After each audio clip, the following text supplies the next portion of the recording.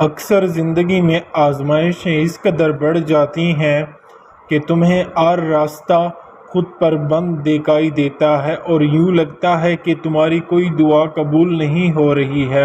اگر انہی وسوسوں کے سائے بادل تمہارے دل و دماغ پر حاوی ہونے لگیں تو سنو، یہ عالم محدود ہے اور تمہارا اللہ لامحدود ہے۔ وہ مہربان رب تمہارے درد اور تمہاری تکلیفوں کی سارے حدوں سے بخوبی واقف ہے۔ قرآن کی ایک آیات کا مفہوم ہے، جو ہر طرح کی مشکلات اور مسائل کے مقابلے میں ایمان اور صبر پر قائم رہے تو ان سے کہو کہ اللہ کے ہاں ایسی نیک بندوں کا اجر کبھی ضائع نہ ہوگا۔ تمہارا رب اپنے مومن صالح بندوں کی اس دنیا میں بھی دستگیری فرمائے گا اور آخرت میں ان کی عمل کا نہایت بہترین بدلہ دیا جائے گا۔ یاد رکھو، زندگی عروج و زوال کا نام ہے۔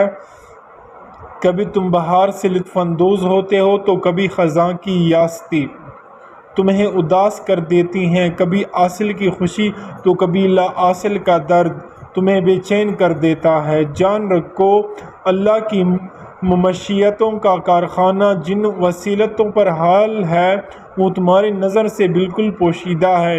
یہی وجہ ہے تم بات بات پر حیران و پریشان ہو جاتے ہو۔ جو چیز بظاہر تمہیں غضب نظر آ رہی ہے وہ اکثر کسی نتائج خیر کے لیے بنی ہوتی ہے۔ اس وقت کو یاد رکھیں جب حضرت یوسف علیہ السلام کو بادشاہ والد کو بھی پتہ چل گیا، ایک موجودہ نبی تھے تو دوسرے مستقبل کے نبی تھے، مگر دونوں کو ہوا تک لگنے نہ دی۔ یہ کیسے ہو گیا؟ خوب خوشی کا دیا مگر چکر غم کا چلاتا۔ اللہ جو چاہتا ہے وہ ہو کر رہتا ہے، مگر لوگ نہیں سمجھ پاتے۔ وہ اکثر تمہیں ادرک نہ ہونے کی وجہ سے گھبرا جاتا ہے اور ان مشکلات سے نکال لیتا ہے، اسباب از خود بنانے لگتا ہے جو تمہیں مزید الجھن کی رکھ دیتا ہے۔ اصل میں تم اپنے ہاتھوں کے کیے گئے تدبیر اور اپنے من پسند چیزوں کو لازوال سمجھ بیٹھتے ہو اور اس بھروسے میں حقیقت کو ہی بھول جاتے ہو کہ اصلی بھروسے کے لائق تو تمہارا رب ہے، جو تم اپنے ہی ہاتھوں سے درد ملتا ہے۔ کبھی کسی کے چڑ جانا تو کبھی کسی کے چن جانے کا غم تمہیں توڑ کر رکھ دیتا ہے اور اپنے اس نادانی میں تم یہ جان نہیں پاتے کہ جن چیزوں کی ضد تم نے لگائی ہے وہ صرف اور صرف خواب اور صرف جانتے ہو اگر تمہاری کوئی بس چلے سکتا ہے تو وہ اللہ ہی کی توفیق اور تائید سے ممکن ہے۔ اگر زندگی میں کوئی چیز تمہارے مطابق نہ ہو یا لوگ اور عزیزوں کی چالوں کی کوئی خوف لاحق ہو تو یاد رکھو، اللہ کی بنائے گئے اسکیم خدا چال سب برباری ہے۔ تم اپنے آزمائش میں خود کو کمزور اور مضطرب ہرگز نہ کرو اور جانتے ہو مطمئن بھی اندھیرا اور خوشی کو ناپل اندر سے پھوٹتا ہے، خوف کا آتش فاش اندر سے پھوٹتا ہے اور سکون کی ندیاں بھی اندر سے بہتی ہیں۔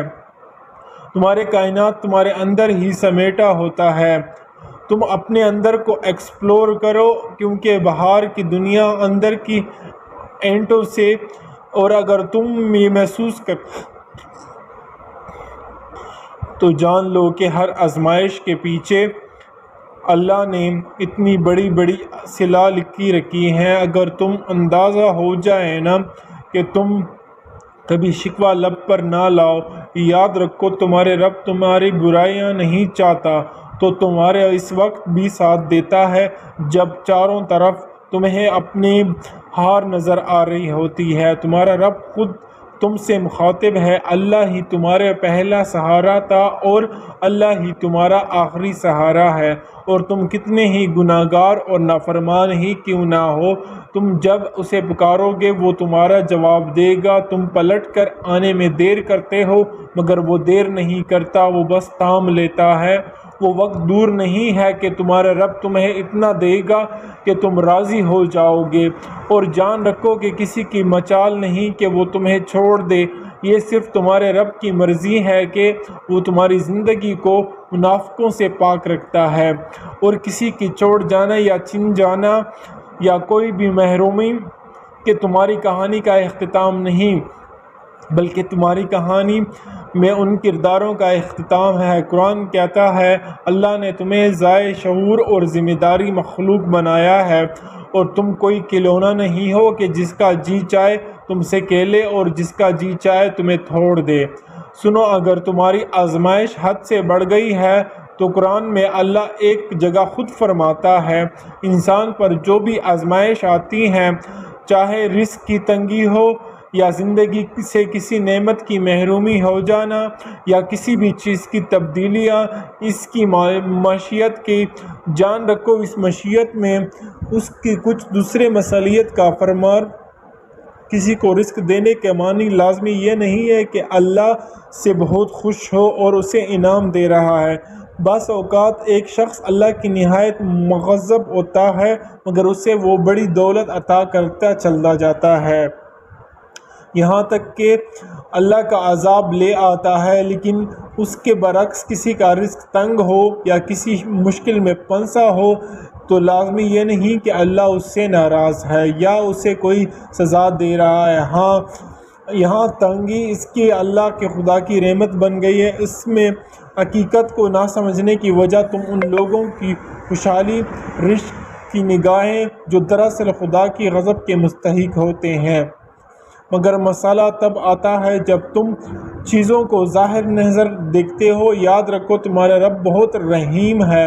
اس کی شان رحیم کا تقاضا یہ ہے کہ جب تم اسے بھول کر اپنی بے جا ضدوں اور بے مقصد خواہشوں کے پیچھے خود کو خواب الکان کرتے ہو، وہ تب بھی تمہیں نہیں بھولتا۔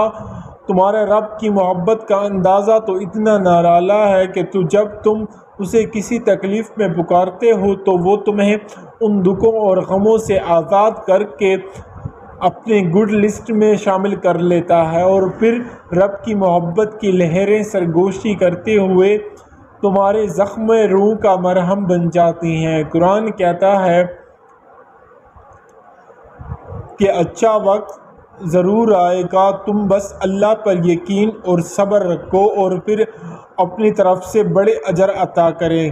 اور اگر تم محسوس کرنے لگو کہ حد سے زیادہ آزمائے جا رہے ہو اور اپنی طرف سے بڑا اجر عطا کرتا ہے تو انشاءاللہ تمہیں ایک اچھی خوشخبری ملے گی، کیونکہ جس رب مل جاتا ہے اسے سب مل جاتا ہے، کیونکہ جسے رب مل جاتا ہے اسے سب مل جاتا ہے۔ جیت میں بدلے دیتے ہیں، کیونکہ جب اپنی ڈیوٹی ہمتوں پھر سے باندھ لیتی ہیں تو اللہ کی رحمتوں تمہیں سے بغن تمہارے درد بری لمحہ کا اجر دگنا رفتار سے تمہیں لاتی ہے۔